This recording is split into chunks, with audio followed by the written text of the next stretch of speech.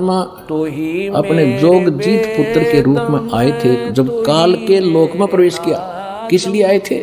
कि हमें दुखी देखा कि ये मेरे बच्चे वहाँ कितने सुखी थे, कोई दुख नहीं था, कोई मृत्यु नहीं, कोई कैंसर नहीं, कोई कोढ़ नहीं, कोई बीपी हाई ना लो होता था, ना कोई शुगर बीमारी थी, और ना इनको खाने का अभाव था, मजदूर बने फिरते। काल ने हमारे को कितना मूर्ख बना रखा है। किसी के पास थोड़ा सा पद मिल जाता है तो नीचे वालों को इतना दबा के रखता है, सब अपने कर्म फोड़ता सारा दिन, उनकी आत्मा दुखा दुखा के। चाहे कोई फैक्ट्री मालिक है, चाहे कोई IAS IPS अधिकारी है, या कोई डॉक्टर इंजीनियर जज है, ये नहीं देखते तुम कर क्या रहे हो, वो ज्ञान नहीं है, किसी की आत्मा दुखावे उसका। ये परमात्मा के बच्चे हैं। आप कहते हैं जो तगड़ा व्यक्ति और निर्बल को सताता है उसकी आत्मा रोती है।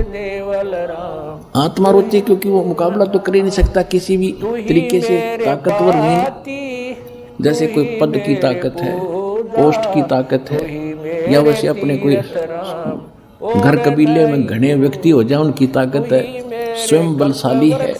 तो इस तरह का व्यक्ति गरीबों को सताता है, अपने से नीचे वालों को इतना तंग करता है कि जितना वो कर सकता है बिना ज्ञान के। तो यहाँ परमात्मा ने आके बताया है कि कबीर गरीब ना सताइए, जाकी मोटी हाय, और बिना श्वास की जीव से लोभ भस्म हो जाए।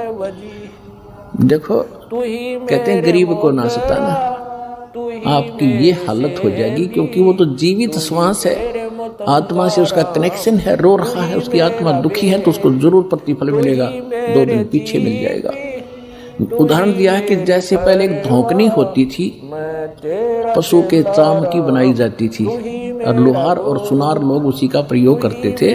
उसमें ऐसे एक हैंडल सा लगा लेते थे, उसको पकड़ के ऐसे करते थे, आगे उसका एक छोटा सा सुराख होता था उस चमड़े में, और वहीं से वो हवा लेती थी और फिर ऐसे छोड़ते थे, वो हवा फूंक मारती थी अग्नि में, ऐरण में, जहाँ पर लोहे को गर्म किया जाता था, पिघलाया जाता था। तो परमात्मा कहते हैं कि वो बिना जीव की श्वास, यानी मरे हुए पशु की खाल की श्वास ने लोह को भस्म कर दिया। और ये तो जीवित सांस है, आहे जो आए है। कहते ये गरीब ने ना सताइए, जाकी मोटी हाय, और बिना जीव की श्वास से लोह भस्म हो जाए। और तुम तो जीवित श्वास को दुखी कर रहे हो, तुम्हारा क्या हाल हो जाएगा। तो इस काल ने हमें न्यों भी पाप एक दूसरे के साथ अपने कर्म बिगाड़ने के लिए सिस्टम पूरा फिट कर रखा है कि इनकी ग्रान माटी कर दूं, और फिर ये अपने वो एक दूसरे का किया कर्म यहाँ भोगते रहे और आजीवन दुख पाते रहे। और परमात्मा इसलिए आते हैं कि ये बुरा करते हैं अनजाने में। आज किसी की चोरी की, निंदा की, उसका अगले जन्म में फिर देना पड़ता है। कोई दामाद बनकर लेगा, बेटी भी लेगा, धन भी लेगा, और फिर मर जाएगा और बेटी विधवा होगी, फिर उसके पालन पोषण में बच्चों के लगा रहेगा, वो मूर्ख। तो ये तो यहाँ की व्यवस्था है, इसको समझना पड़ेगा। और उसी को समझाने के लिए भगवान आए कि मेरे बच्चे देख कितने दुखी हो गए, इनको वहाँ कोई अभाव नहीं था, देख किसी अक्ल मारी गई इनकी। तो जिस माता पिता के बालक बिगड़ जाए किसी कारण से भी, उसको चैन नहीं पड़ता। जब तक उसकी पार बसाओगे, नो सोचेगा ये कभी सुधरे और वापस आ जा, और फिर मैं सीने से लगा लूं, उनको सारी संपत्ति दे दूं, मैंने क्या करना है। तो वो हमारा पिता है। हम गलत आदमी इस काल के आगे फंस गए। ये गंदा आदमी है, ये कति झूठा कपटी, हर तरह से हमें मूर्ख बनाकर यहाँ पर फांस रहा है। इसको श्राप लगा 1 लाख मनुष्य शरीरधारी प्राणियों का आहार करने का, इसलिए हमें पाल रहा है। अपने स्वार्थ से सारी बुराइयां करवाता है। आप देखते हो बीड़ी, शराब, तंबाकू, फीम, सुल्फा, भुक्की, ये खाने की चीज़ है। मांस ये खिलाता है ताकि इसका टेस्ट बने।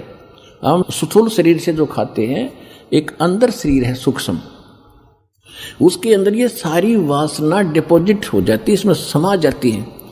कुछ अधिक आहार तो लग जाता है शरीर के पोषण में, स्थूल के शेष जो वासना है उसका टेस्ट होता है, वो अंदर जाता है, समाता है जीव के माध्यम से। और फिर इनको ये कवर तो ऊपर रह जाता है, यही छोड़ जाते हैं। सूक्ष्म शरीर जब जाता है मनुष्य का, एजडित रहता है, जब तक दूसरे प्राणी में नहीं जाता ये सूक्ष्म शरीर एजडित होगा। तो ये तो ऐसा है जैसे सर्प कांचली छोड़ जाता है और सर्प अलग होता है। तो हम तो उस कांचली की क्रियाक्रम में लगे रहते हैं यहाँ पर, कभी गंगा ठा के ले जाएंगे, कभी कितब कर्म कराएंगे। वो सांप तो जा चुका है, वो तो है नहीं इसमें। तो उस जीव को फिर तपस्या पर डालता है, वहां उनको बुरी तरह तड़फाता है।